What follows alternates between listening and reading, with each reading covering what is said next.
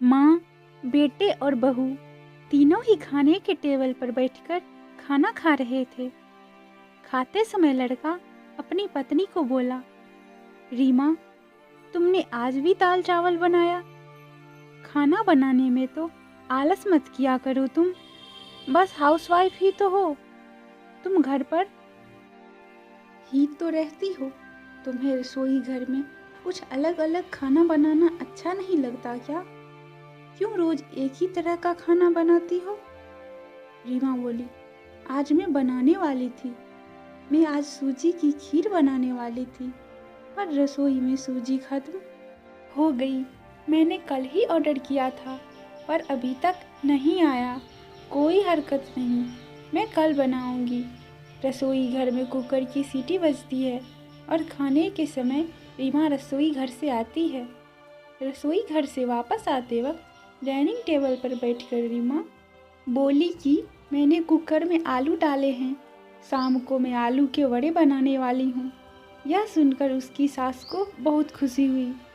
गोविंद बोला, अच्छा है, तुम दोनों को तुम्हारी पसंद की चीज़ बनाने में और खाने में बहुत मज़ा आता है।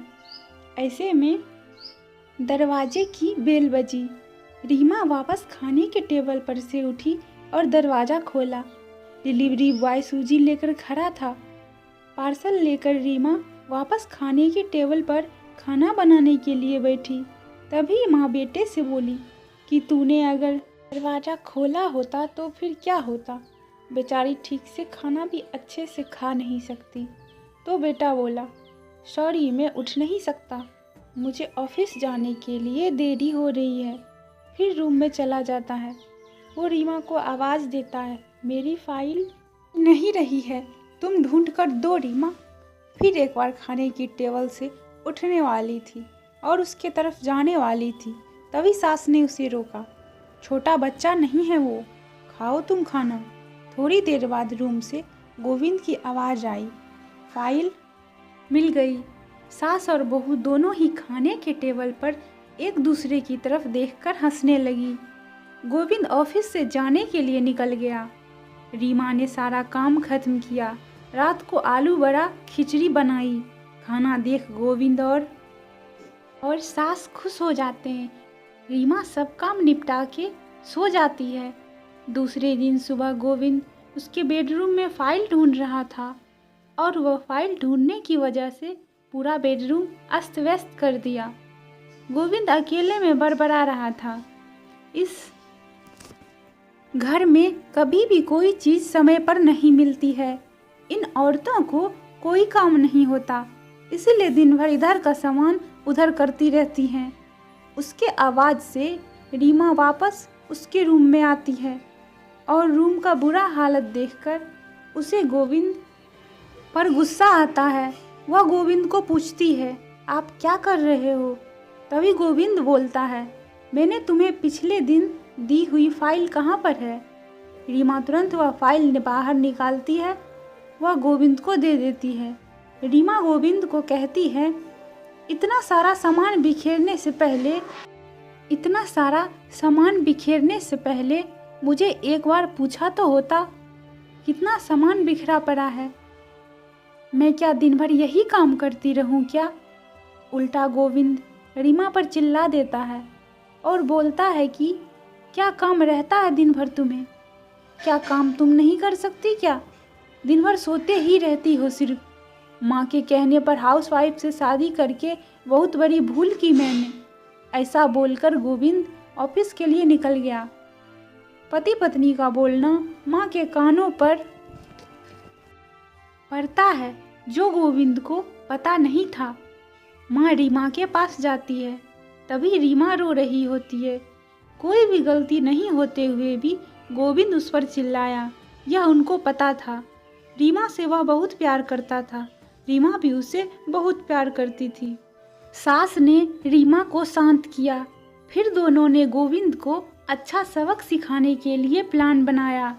दूसरे दिन सुबह गोविंद नींद से जगा, तभी वह रीमा को चाय के लिए चिल्ला रहा था। तभी माँ नज़दीक के सोफे पर बैठी थी।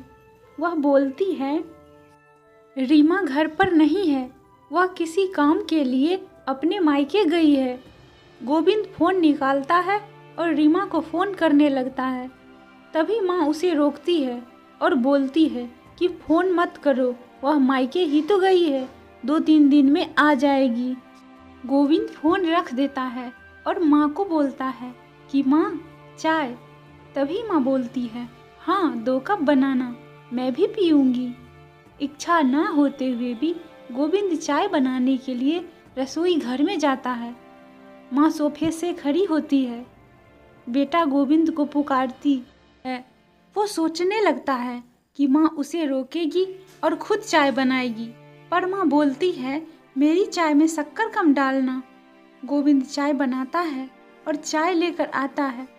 माँ और बेटा दोनों ही चाय पीते हैं। फिर माँ बोली, चाय अच्छी बनाई है, पर रीमा जैसी नहीं। वो चाय बनाती है तब तुलसी के पत्ते डालती है। उस चाय की तो बात ही अलग होती है बेटा। कोई बात नहीं, अगली बार तुम चाय बनाओगे तब ध्यान में रखना। गोविंद उसकी माँ को देखते ही रह जाता है। थोड़ी देर बाद गोविंद उसकी माँ को बोलता है, माँ आज मैं मटर पनीर खाना चाहता हूँ। माँ फिर से गोविंद की तरफ देखकर बोली, अरे वाह, आज मेरा बेटा मटर पनीर बनाएगा और मुझे खाने के लिए देगा। अच्छा हुआ, बहुत दिनों से मटर पनीर खाने की इच्छा हो रही थी। भी गोविंद बोला, अरे माँ, मटर पनीर आपको बनाने के लिए कहने वाला था। तभी उसे माँ बोली, नहीं बेटा, मेरे घुटने बहुत दुखते हैं, मैं इतनी देर रसोई घर में खड़ी नहीं रह सकती। तभी गोविंद फ़ोन निकालता है और रेस्टोरेंट से ऑर्डर करता है। तभी माँ उसे रोकती है और बोलती है, मुझे वह होटल का खाना पचता नहीं है, मुझे गैस हो जाती है, और तुम मुझे बाहर का खाना खिलाने वाले हो क्या? शायद माँ से प्यार नहीं करते हो तुम गोविंद। तभी गोविंद खाना बनाने के लिए रसोई घर में जाता है। 1 घंटे बाद खाना तैयार होता है। 2 थाली में खाना लेकर गोविंद उसकी माँ के पास आता है। गोविंद ने दाल चावल बनाया है, यह माँ देखती है। गोविंद को बोली, अरे बेटा, तुम मटर पनीर बनाने वाला था। गोविंद बोला कि माँ, यह आसान है बनाने के लिए। तभी माँ बोलती है, रीमा होती तो आज उसने मटर पनीर बनाकर मुझे खिला दिया होता, पर जाने दो, तुम्हारे हाथों का बना हुआ खाना कहाँ मैं रोज खाती हूँ।